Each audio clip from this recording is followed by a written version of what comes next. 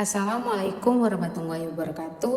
Saya Erna dengan nomor induk mahasiswa A1C221083 pada mata kuliah Statistika Non-Parametrik. Di sini saya akan menjelaskan ukuran sampel dan uji hipotesis. Yang pertama adalah pengertian dari ukuran sampel.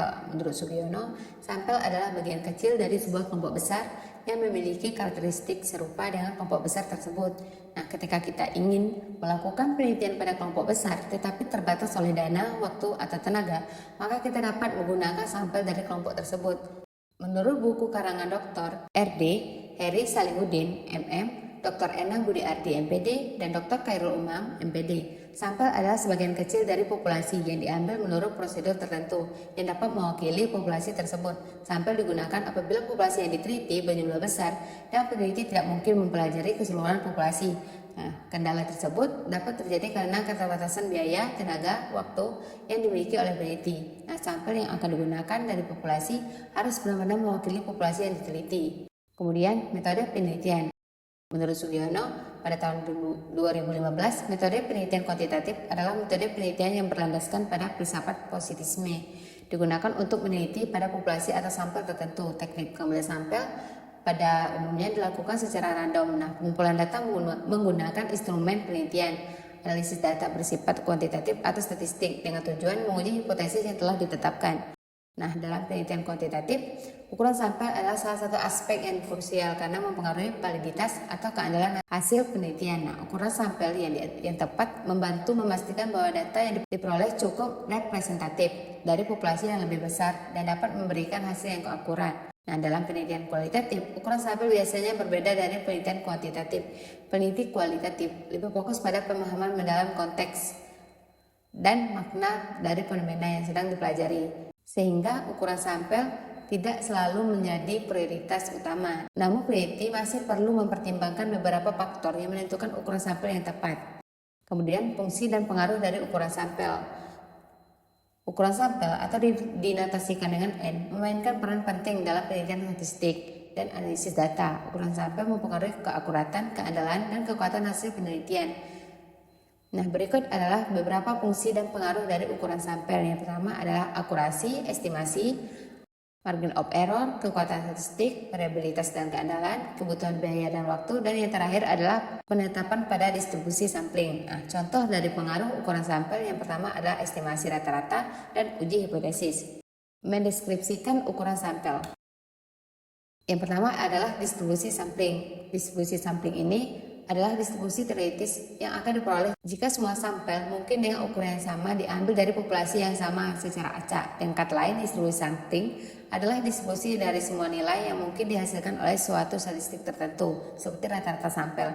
Nah, ketika dihitung dari sampel-sampel yang memiliki ukuran yang sama dan diperoleh secara acak di bawah asumsi null hipotesis. Menurut Ronald A. Fisher, mendefinisikan distribusi sampel sebagai distribusi dari statistik yang diperoleh dari sampel yang diambil dari populasi yang sama. Dia menekankan pentingnya distribusi ini dalam memahami probabilitas statistik sampel dan dalam membuat inferensi tentang parameter populasi. Kemudian teknik sampling. Teknik sampling ini adalah metode yang digunakan untuk memilih sampel dari populasi untuk tujuan penelitian atau analisis. Nah, teknik yang tepat membantu memastikan bahwa sampel yang diambil memiliki populasi secara akurat dan hasil penelitian menjadi valid. Ukuran sampel berdasarkan rumus Slopin. Menurut Wiratna Sujarweni, dalam konteks penelitian, ukuran sampel seringkali digunakan untuk menggambarkan jumlah anggota sampel yang diambil dari populasi. Rumus Slopin membantu peneliti menentukan ukuran sampel dengan representatif dengan mempertimbangkan ukuran populasi secara keseluruhan serta tingkat ketidakpastian yang diinginkan dalam penelitian tersebut. Contoh dapat diperhatikan. Seorang mahasiswa bernama Fadila ingin melakukan sebuah penelitian di Kerinci dengan populasi sebanyak 235.000 orang. Jika margin of error ditetapkan adalah 5%, berapa jumlah data sampel yang tepat dalam penelitian tersebut? Nah, penyelesaiannya diketahui N itu sama dengan 235.000, E sama dengan 5%, yang ditanya adalah N. N itu adalah sama dengan N per 1 ditambah N kali E kuadrat. Itu sama dengan 235.000 per 1 ditambah 235.000 dikali dengan 5% kuadrat. Hasil dari 5% kuadrat adalah 0,0025. Jika dikalikan dengan 235.000 dan ditambah 1, itu hasilnya adalah 588,5. Nah, 235.000 itu dibagi dengan 588,5 dan hasilnya adalah 399,320 atau digenapkan dengan 399. Oleh karena itu minimal 399 orang sampel diperlukan dalam populasi 235.000 dengan margin of error sebanyak 5%. Rumus Cochran. Nah, rumus Cochran ini digunakan untuk menghitung jumlah sampel yang diperlukan dalam survei atau penelitian yang bergantungan pada survei. Ini berguna saat populasi yang akan diteliti luas atau seragam. Dan tujuan peneliti adalah memperkirakan proporsi populasi dengan karakteristik tertentu dengan tingkat kepercayaan yang ditentukan. Contoh, seorang mahasiswa bernama Padilla ingin melakukan sebuah penelitian di Kerinci dengan populasi sebanyak 235.000 orang.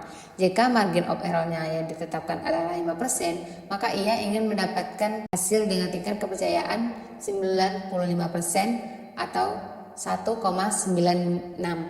Berapa jumlah data sampai yang tepat dari penelitian tersebut? Nah, penyelesaiannya yang diketahui adalah N 235.000, E itu sama dengan 5%, Z itu sama dengan 1,96.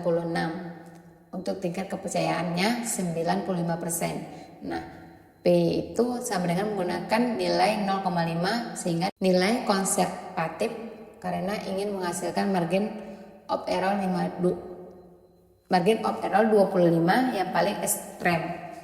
Nah, yang ditanya adalah N. N itu sama dengan N dikali P 1 dikurang P per N dikurang 1 dikali E kuadrat ditambah P 1 dikurang P. Nah, nilai N itu sama dengan 235.000. P itu adalah 0,5. 1 dikurang 0,5. Nah, per 235.000 dikurang 1, 5% kuadrat ditambah 0,5, 1 dikurang 0,5. Hasil dari 235.000 dikurang 1 itu adalah 234,99. Nah, hasil dari 5% kuadrat itu adalah 0,0025.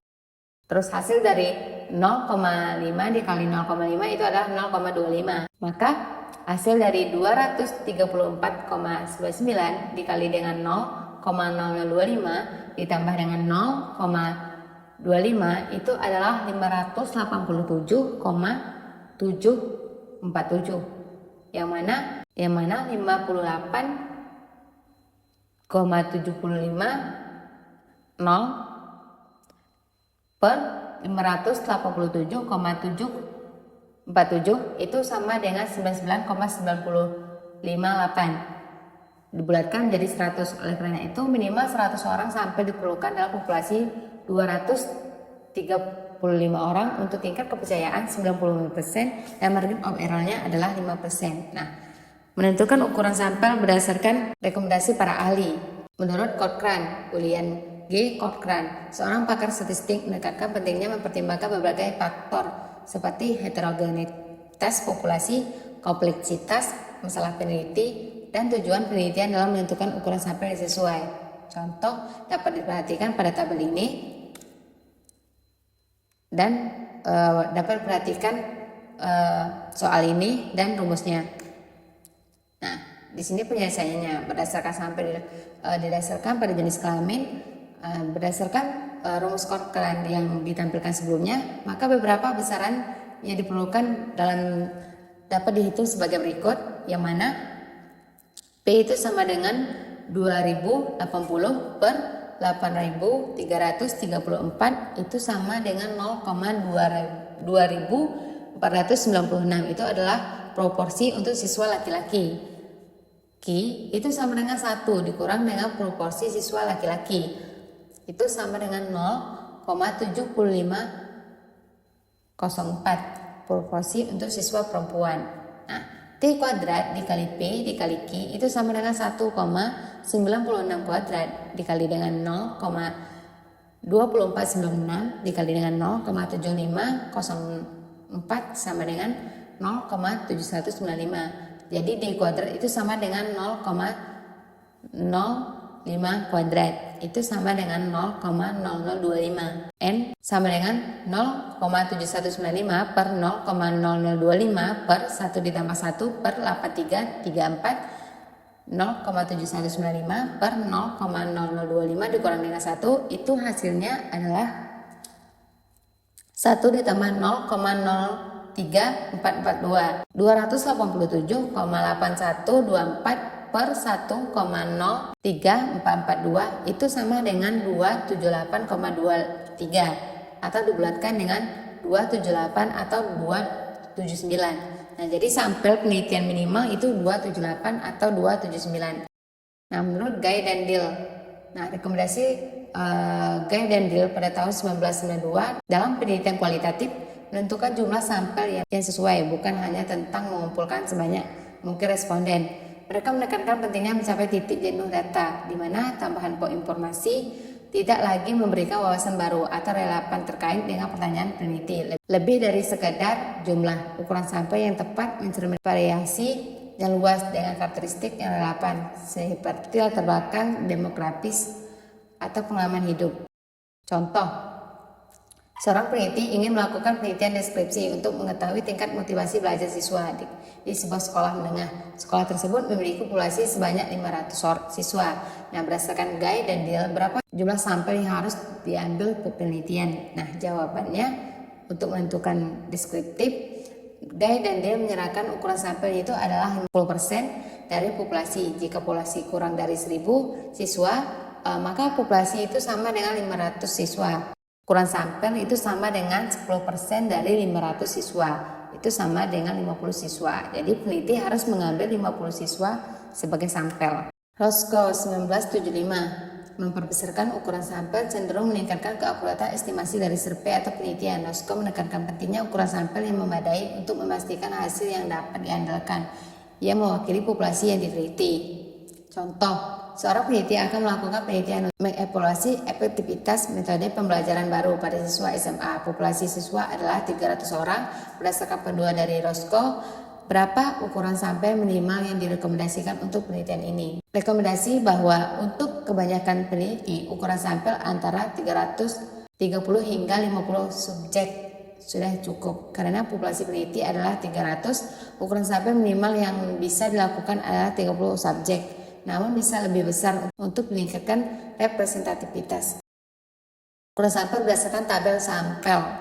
Menurut tabel Krejci Setiawan N pada tahun 2007, bentuk tabel Krejci sangat sederhana, mungkin mudah digunakan sebab secara fungsional terdiri hanya dari 2 kolom. Penting ia kolom ukuran populasi hingga lambang N dan kolom ukuran sampel dengan lambang N. Tabel di atas adalah tabel jumlah populasi dan berapa sampel yang diambil. Nah, angka-angka dalam tabel tersebut sudah dipublikasi atau diakui menurut tingkat keakuratan atau sudah dipublikasikan. Nah, berdasarkan pada perhitungan di atas, dapat diketahui beberapa keterangan mengenai metode Krejci dan metode Morgan. Dapat diperhatikan, nah hasilnya adalah 233,9636 dan digenapkan menjadi 234 sampel. Tabel Morgan-Harriking. Secara umum, teknik Morgan-Harriking menentukan metode untuk mengevaluasikan tingkat kesalahan dalam pengambilan sampel dengan cara memprediksikan kesalahan yang mungkin terjadi. Dalam teknik ini, sampel diambil dengan memperhatikan tingkat kesalahan yang diinginkan. Pada homogram Harriking, sampel dipresentasikan dalam bentuk garis lurus yang tertarik dari titik-titik pada garis yang mewakili jumlah populasi. Bagian kanan melalui titik pada garis yang mewakili titik kesalahan yang diinginkan. Sebelah kiri, garis kiri, hingga mencapai titik garis yang mewakili presentasi besar sampel. Bagian kiri, setelah presentasi sampel ditentukan, langkah selanjutnya adalah menggalikan presentasi tersebut dengan jumlah populasi dan faktor penggali. Hasil penggalian tersebut kemudian dibulatkan agar memudahkan peneliti dalam menentukan jumlah sampel yang dibutuhkan. Dapat diperhatikan nilai R itu adalah 0,15 dan N itu adalah 253. Dikalikan menjadi 37,95, dibulatkan menjadi 38 responden. Sekian, saya tutup dengan wassalamualaikum warahmatullahi wabarakatuh.